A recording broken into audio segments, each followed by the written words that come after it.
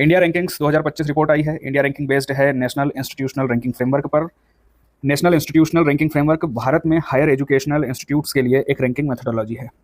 2025 की जो रिपोर्ट आई है उसमें खास बातें कुछ भी नहीं है। गौर करने वाली बात सिर्फ यही है कि इसमें नया कुछ नहीं है, चौंकाने वाली कोई नई बात नहीं आई है। जो इंस्टीट्यूशंस अभी तक टॉप पर थे, रैंकिंग में अच्छा कर रहे थे, वह इंस्टीट्यूशंस इस बार भी टॉप पर हैं और वही इंस्टीट्यूशंस अच्छा कर रहे हैं।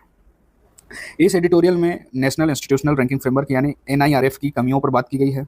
यदि इस रैंकिंग कार्यक्रम को सफल बनाना है तो इन कमियों को एड्रेस करना बहुत ज़्यादा ज़रूरी है, क्योंकि इसमें बहुत सारी कमियां हैं, खामियां हैं और इनको सुधारना बहुत ज़्यादा ज़रूरी है। NIRF को 2015 में लॉन्च किया गया था और 2016 से रैंकिंग आ रही है।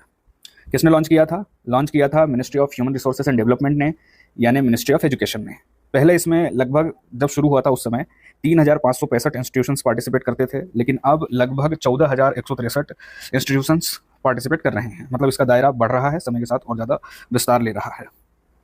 पहले इसमें रैंकिंग होती थी सिर्फ 4 कैटेगरीज में, सिर्फ 4 श्रेणियों में, लेकिन अब 17 श्रेणियों में इसकी रैंकिंग जारी होती है।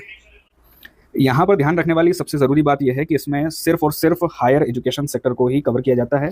कॉलेज कवर हो जाते हैं, यूनिवर्सिटीज़ कवर हो जाती है, 17 कैटेगरीज में रैंकिंग आती है, लेकिन स्कूलिंग लेवल पर यह रैंकिंग नहीं आती। जैसे कि हमने पहले बात की कि इसमें सिर्फ NIRF की कमियों पर बात की गई है इस एडिटोरियल में। तो सबसे पहली कमी यह बताई है कि इसमें अभी भी इसके जो रैंकिंग पैरामीटर्स है परफेक्ट नहीं है। रैंकिंग पैरामीटर्स में कई गड़बड़ियां हैं, कई खामियां हैं और इन रैंकिंग पैरामीटर्स में सुधार होने चाहिए। तो क्या क्या रैंकिंग पैरामीटर्स हैं? अभी तक इसमें 5 रैंकिंग पैरामीटर्स हैं।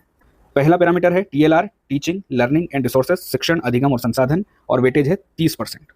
दूसरा पैरामीटर है रिसोर्सेज एंड प्रोफेशनल प्रैक्टिस, अनुसंधान और व्यावसायिक प्रथा। इसका वेटेज है 30%। यहाँ पर देखा जाता है कि अनुसंधान कार्य ठीक से हो रहे हैं या नहीं हो रहे हैं, कितने हो रहे हैं, किस लेवल पर हो रहे हैं। इस आधार पर इस पैरामीटर में इंस्टीट्यूशंस का आकलन किया जाता है। तीसरा पैरामीटर है ग्रेजुएशन आउटकम, स्नातक परिणाम। ग्रेजुएशन लेवल पर कोई इंस्टीट्यूशंस कितना परिणाम दे रहा है, कितना आउटपुट दे रहा है, उस आधार पर इसमें आकलन किया जाता है और इसका वेटेज है 20%।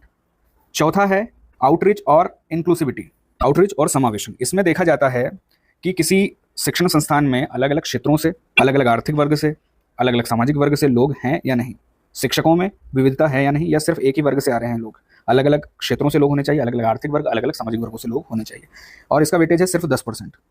पांचवा है पीयर परसेप्शन, सहकर्मी धारणा। इसमें लोगों से पूछा जाता है, विशेषकर किसी विषय के विशेषज्ञों से पूछा जाता है, सब्जेक्ट एक्सपर्ट से पूछा जाता है कि किसी इंस्टीट्यूशंस के बारे में, किसी शिक्षण संस्थान के बारे में उनकी राय क्या है। इसका वेटेज है 10%। ये जो आखिरी वाला 5वां पैरामीटर है, यानी पीयर परसेप्शन वाला पैरामीटर, उसको लेकर केंद्रीय शिक्षा मंत्री धर्मेंद्र प्रधान जी ने संदेह जताया था। उन्होंने कहा था कि इस पैरामीटर के लिए सब्जेक्ट एक्सपर्ट्स और एम्प्लॉयर्स से राय ली जाती है और किसी की राय, किसी का परसेप्शन किसी इंस्टीट्यूट के बारे में सब्जेक्टिव होता है। ये लोग इंस्टीट्यूट की प्रतिष्ठा को लेकर अपनी राय बनाते हैं, न कि असली गुणवत्ता को लेकर, न कि असली शिक्षण की क्वालिटीज़ को लेकर। इसलिए इसका रिव्यू करना जरूरी है, क्योंकि यह रैंकिंग को असंतुलित कर सकता है, क्योंकि इसका वेटेज 10% तो है ही, इसलिए इसका रिव्यू करना काफ़ी ज़्यादा जरूरी है।